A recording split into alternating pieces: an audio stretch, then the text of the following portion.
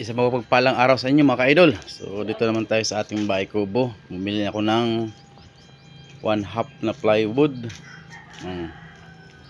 Apat ito ilalagay natin dito sa ating gawin natin pang sahig sa ating bahay kubo. Para at least matapos na itong sahig na ito. So ito yung pag-abala natin ngayon. Yun nga lang dahil sobrang init.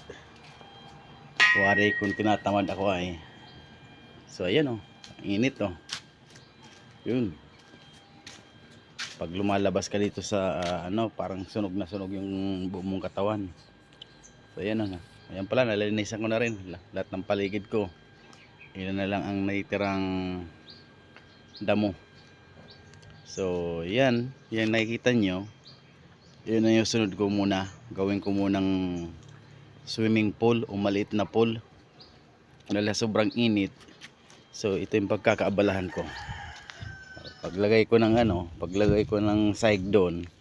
So itong part na ito gawin ko tong swimming pool. So sabaybayan nyo na lang mga idol.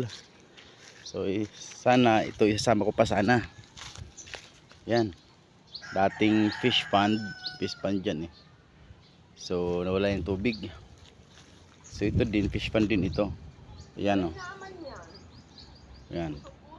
Lalagyan ko ng naglagay na ako ng sahig doon. Matapos ko yung sahig, ito naman yung pagkabalahan ko paunti-unti. So baybayin nyo na lang mga ka-idol. So para makita nyo yung yung sunod na ginagawa ko dito sa aking bahay kubo. Ayan o. Sobrang init, grabe. Tinatamad pa ako ay. Pero ayan yung plywood natin kabang na. So si mga idol, akyat ko muna ito.